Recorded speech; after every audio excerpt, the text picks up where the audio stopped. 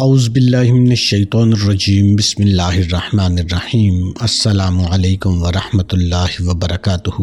محترم ناظرین، میرے پیارے بھائیوں، میری بہنوں، بزرگوں، دوستوں، آج ایک ایسا عمل میں آپ کو بتانے لگا ہوں۔ میں نے اپنی آنکھوں سے دیکھا ہے، 1 گھنٹے کے اندر بندے کے مسائل حل ہو گئے۔ میرے بھائیوں، 1 گھنٹہ تو بہت زیادہ ہے، 1 سیکنڈ میں اللہ تعالیٰ عطا کرنے والا ہے۔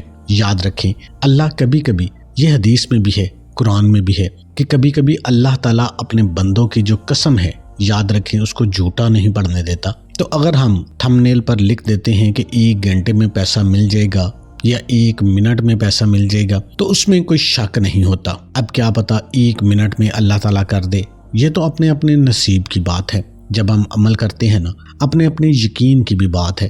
اکثر دیکھا گیا ہے کہ نصیب نہیں ہوتا، اس کا کوئی تعلق نہیں ہوتا، اس کا تعلق یقین سے ہوتا ہے۔ جب بندہ یقین کامل کے ساتھ ایک وظیفے کی طرف راغب ہو جاتا ہے نا، اور واقعی حاجت مند ہوتا ہے، تو اس کو ضرور مل جاتا ہے۔ حجاج بن یوسف تھا، حجاج مقدس کا بادشاہ تھا۔ خانہ کعبہ اور مدینہ منورہ جو موجودہ سعودی عرب ہے نا، اس کا پہلے نام حجاز تھا۔ ایک بار حجاز بن یوسف خانہ کعبہ میں بھی گیا، وہاں پر اس نے دیکھا کہ ایک اندھا آنکھیں مانگ رہا ہے، رو رہا ہے، بڑا آہوزاریاں کر رہا ہے۔ تو حجاج بڑا ظالم بادشاہ تھا مسلمانوں کا، بڑا اس نے ظلم بھی کیا۔ ایک بار حجاج بن یوسف خانہ کعبہ میں گیا تو دیکھا ایک اندھا بندہ آنکھیں مانگ رہا ہے، رب سے رو رہا ہے، گڑگڑا رہا ہے۔ اس کے پاس گیا، کہنے لگا کتنے دن سے مانگ رہے ہو؟ کہہ رہا سال سے آتا ہوں۔ تو حجاج بن یوسف نے کہا میں امام کعبہ سے ملنے جا رہا ہوں، واپس آتا ہوں، تیری آنکھیں اگر نہ واپس آئی ہوئیں تو تیرا سر قلم کر دوں گا۔ وہ بندہ پھر جو رویا، وہ بندہ کہنے لگا رب محمد صلی اللہ علیہ وآلہ وسلم،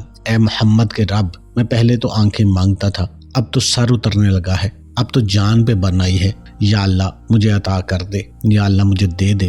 وہ جو اس نے دل کی گہرائیوں سے رب سے مانگا نا، اس کی تڑپ سچی تھی، تو اس کی آنکھیں واپس آ گئیں۔ یہ ہوتی ہے بات یقین کی، یہ بات ہوتی ہے خلوص کی، اعتماد کی۔ تو حجاج بن یوسف واپس آیا، اس نے کہا ہاں بھائی، اس کا سر قلم کر دو۔ اس بندے نے کہا بادشاہ سلامت، میری آنکھیں آ گئی ہیں۔ حجاج بن یوسف نے کہا تو جھوٹ بولتا ہے۔ اندھا کہنے لگا جو پہلے اندھا تھا، کوئی ٹیسٹ لے لیں۔ اس نے سارے ٹیسٹ دیے۔ پھر حجاج بن یوسف نے کہا بے شک میں جیسا بھی ہوں، لیکن میں نہیں مانتا کہ اللہ سے بندہ مانگے اس آہوزاری کے ساتھ اور وہ نہ عطا کرے۔ بس مانگنے کا طریقہ آنا چاہیے۔ آپ کا جو مانگنے کا ڈھنگ ہے نا، وہ اگر آپ کو آ جائے گا نا، تو پھر یا حیو یا قیوم کا عمل اللہ کے حکم سے، مطلب گھنٹہ نہیں، کچھ منٹ میں نہیں، بلکہ بعض دفعہ سیکنڈوں میں اثر کرتا ہے۔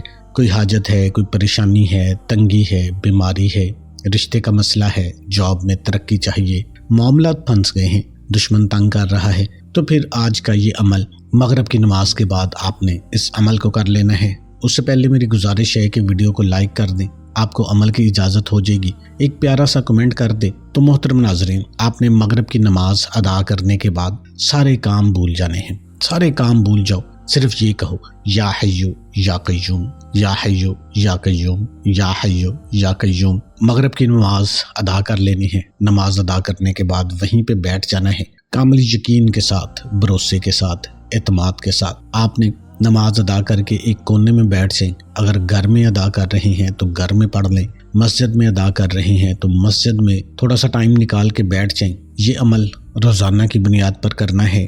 ویسے تو اگر آپ کامل یقین کے ساتھ کریں گے تو 1 دن میں ہی آپ کو اس کا فائدہ ہو جائے گا۔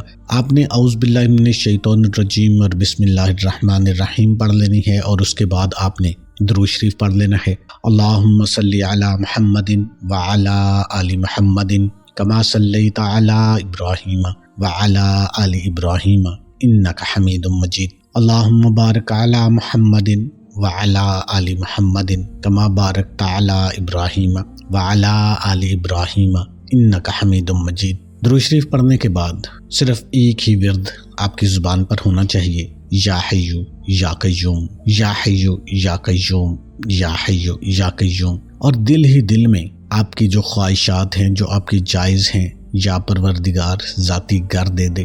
ہائے صدقے، کتنی معصوم خواہش ہے۔ تو اللہ اپنے نبی کے صدقے آپ کو اپنا ذاتی گھر عطا کر دے گا۔ آمین ثم آمین۔